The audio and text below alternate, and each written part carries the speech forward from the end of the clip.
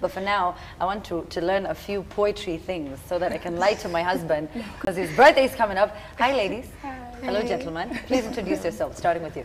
Hi. My name is Jazia. Yes. Jazia. My name is Tessie Aura. And my name is Goofy. My name is Mumbi. Okay. Yeah. All right. So then let's talk about Poetry Slam Africa. What exactly is that? What is it? Well, Slam Africa is a poetry event that brings up poets together, competing poets, some of the fast rising poets in Nairobi. And then they normally stage quarterly events throughout the year for the competitions. So the person who emerges the winner either is being crowned a king or a queen. So that's the concept behind it, basically. All right, pretty much. Okay, now have you ever seen them in action? Have you ever gone for a poetry event? You don't know what takes place? Well, take a look at this.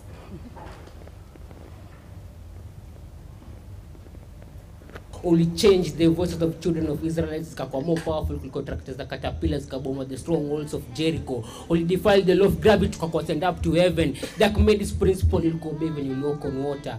We paint pictures that are with 1,000 words. Your words created more than 1,000 beautiful pictures in our mind that we followed kuliko Instagram.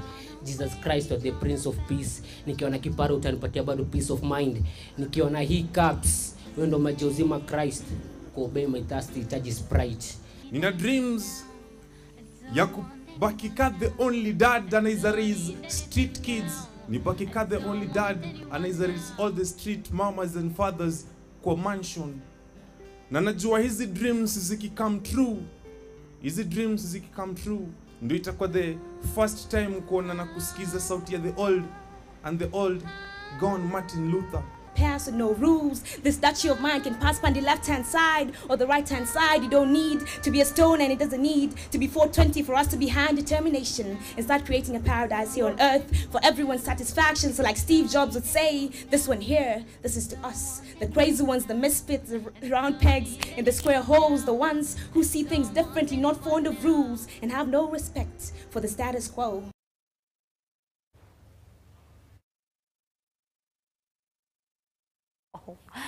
I know the only one person I could say that I know has been a poet here in Kenya, I think, is Adele. And then there is A-Star.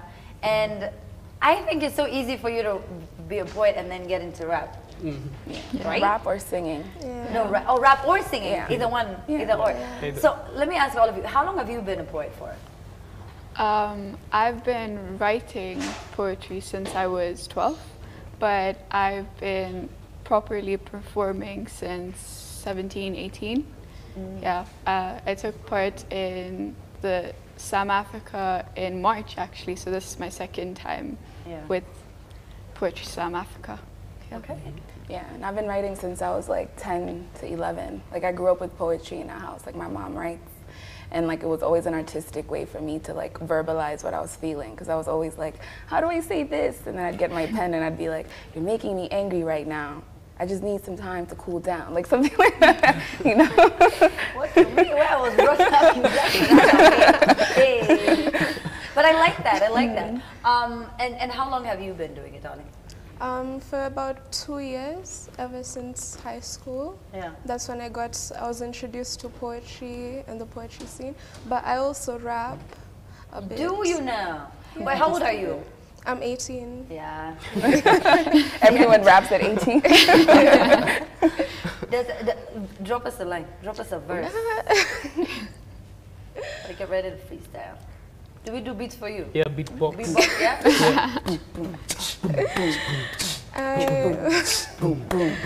My name is Mumbi. All right, let's stop. So your name is Mumbi, go.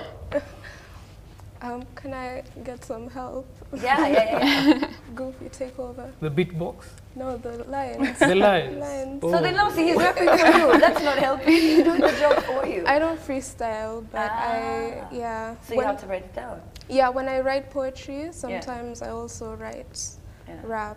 Yeah. Is there a difference between, you know, just being a writer and then being a performer? Are those like two different Definitely. Definitely. Yeah? So where did you learn how to perform it? I actually started performing before I started writing.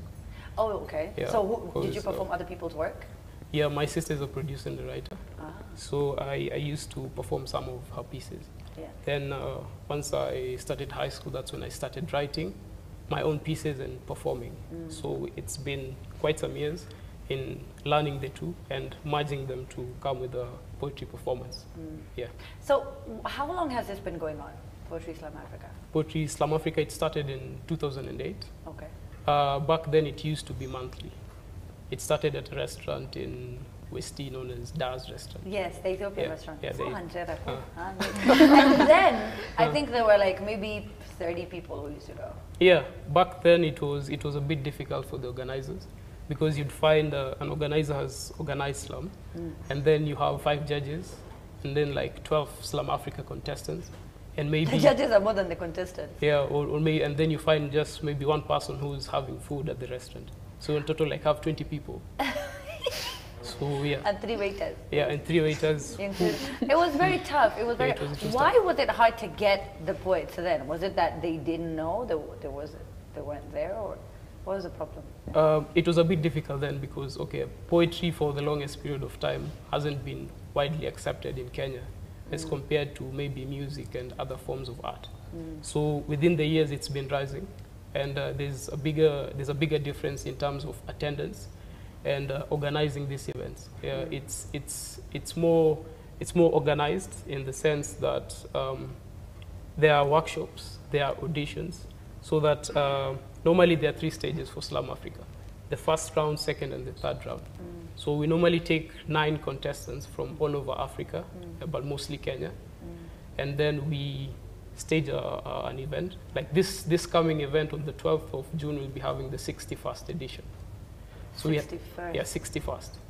What? Yeah, the reason it's 61st is because back then, from 2008 to 2012, it used to be monthly. So right now we have 60 kings and queens for the people who hold the title. Oh, they're called kings and queens. Yeah, kings. Oh, and so queens. one of you will be the queen. Is there no wait, first of all, did you guys make it like to the grand finale, or how does it work? Does it have tiers? Like, how is it? Different categories? How did it work? Yeah. So far we have 9. These are some of the 3. Okay. There are 3 rounds. The first round, everyone does a piece. 3 get eliminated. Then the 6 go to the second round. Then 3 get eliminated. Yeah. Then the 3 finally make it to the last round, which will either crown a king or a queen. Yes, so that's how it goes. Yeah. And you know, for a lot of people, they may not know how to channel out, you know, their emotions, and then they end up getting into so many different things. You know, there's drugs, substance abuse, of course, even in the country right now is at an all-time high, and people don't know about that. So if I want to come and learn, you know, because I'm not a poet, I didn't grow up writing like she did. So then how can I, like, can I come and learn? Yeah, we actually had an interesting workshop. They had a workshop last weekend that I attended, and it was really great. They had a few people perform, and they were like, okay, well, what did you think about that? Yeah. Like, and if you don't know anything, you're like, well, that rhymed. It was really good. Yeah. But then you get into the nitty gritty of like what, like poem doesn't, like a poem Oh, was that doesn't the have workshop? What's on the screen right now? No, that's an event. Okay, fine. Yes, but you get into the nitty gritty and you realize that poem doesn't need to rhyme. It could be about anything, and it's just about the emotion that you put behind it and the message that you're trying to get across. So you can sit here and like rap about, I mean not rap, but write a poem about K24, and that's a poem. Yeah. And it could rhyme or not rhyme, and that's a poem. And you start there first of all, you know? Yeah. So yeah, you can learn. Yeah, okay. So how long, you know, when did you know that, first of all, does this make money? Like, can you do this as a job here in Kenya? Poetry. Yeah. Yeah, you can. You have people who do it. You have the likes of, okay, just name dropping one of a more well-known Kenyan poet, Mufasa. He does it and he's making money from it, and it just takes a while. Like Goofy said, it's not as recognized as the music industry or the acting industry. So for you to get to a position where it's like, I'm going to get paid for a gig, or like there's something just going on, a random event, and they need some entertainment, like let's say Cake Arts Festival that's going on in June. So because I've made my name in the Kenyan scene, not poetry, just poetry now, but maybe I rapped on a verse of a song, that makes it easier for me to get a paying job. Yes. But a lot of the times it's more of like a starving career. So you're probably in your 30s by the time you get to that position, because there aren't very many platforms for it. There aren't very many people, like you said, who know how to even break into poetry, let alone performance. Yeah. And I think that's what now Slam Africa is trying to change, because now you have it like growing from 2008 now in 2016, and you have people coming in like the hundreds and the thousands to watch you pour your heart out, basically. So yeah. Yeah, and what I love about it is that when we were interviewing Mufasa, he said that because there are people who are so shy, and then when you're doing your poetry, it's fine, you can express yourself, but you're naturally shy. You get on that stage, and then you have a chance to just talk to people, just say what it is that you feel for whatever subject. What do you write about? Just how you said, naturally I'm not a very open person, but I actually started writing poetry because I suffered from depression at the age of 13, and then anxiety at the age of 14, and bulimia at the age of 16. So poetry was a way for me to talk about my mental illnesses without people being like, she's so weird, she's so this, she's so that, because with the bullying aspect of it. So you could just completely... You were bullied? Yeah, I was bullied. Yeah, and you couldn't talk, could you talk about it at that time? No. I couldn't even talk about it last year. And now I'm in a position where I can openly have a conversation with someone about it, because from my poetry I realized that I'm helping someone else, just because in high school people are just mean and they don't grasp that suicide and these thoughts that you're having, they're real issues, just the whole stigma that people have with mental illnesses, mental health. And in Kenya, I didn't have like sort of outlets that could help me, probably just antidepressant pills, and that's it. Therapy didn't work because I was a minor, so my mom was finding out everything. And just from the conservative background that I'm from, when I put it down in poetry, I could say something completely different, and it can be taken in like 4 different ways. And I know what I'm talking about, which is what I'm going through on the inside. So yeah, that's, for me, it's just, mental illness. Yeah, I really like that. In fact, we should invite you. Maybe you can give us a different perspective. So now, you're quite young. Why did you decide to get into poetry? What was your driving force? She wanted to express herself. She wanted someone to hear her. She had to write. And what's your reason? For me, I was always good in English, like in school, even in primary, like I loved writing, like compositions and everything. So when I got into high school, there were these poetry competitions, and all my English teachers used to be like, yeah, you should try it, you should do this and that. And then with my writing, so now I started putting it in poetry and now expressing myself through that. Yeah. Okay. All right. And it's going down. So what is the event so that we come and see you guys? June 12th. The event is on June 12th. All right. At what time? How much is it? At Alliance Francais, starting from 2 p.m. to 6. Right now, currently, are going for 300 Kenya shillings. Only? But as soon as we hit June, they'll have a rise to 500 Kenya shillings. Okay. Yeah, so we started selling tickets 3 months ago. Okay. So we have a system of selling tickets. 3 months ago, we sold tickets at 200 shillings. Oh, then, wow, okay. Yeah, June, 300, then July, May, June. So was there a point where it was free? Like, I was like, we go back to like 50 bob at some point. How many people tentatively are you expecting at the event? Expecting our largest audience of around 700 to 1,000 people. You guys are not going to freak out? You're not going to just stand there and go like, hopefully not. Yeah. I will go away. Is this your first time performing, all of you? For a big, you said you were here last time. This is your first time performing? For a big crowd like that? 1,000 people? No, I've performed before for a big audience, but not for Slam Africa. Okay, and you have? This will be my first time. Yeah. But one of the greatest tips they gave me is that when you're up there, if your poem is the truth, like, you're not even gonna mess up your lines. And if you do, it's like, you just flow with it. So like, just write about what's true, and I know I'll be fine. Oh, wow. Can you perform for us? We're done now, but just before, you all going to perform something small. So starting with you, drop us something. I don't know why I keep making it sound like you're about to drop freestyle. Okay, so you'll tell me when to stop, right? Okay. When they asked me to perform a piece on TV, I was excited to say the least.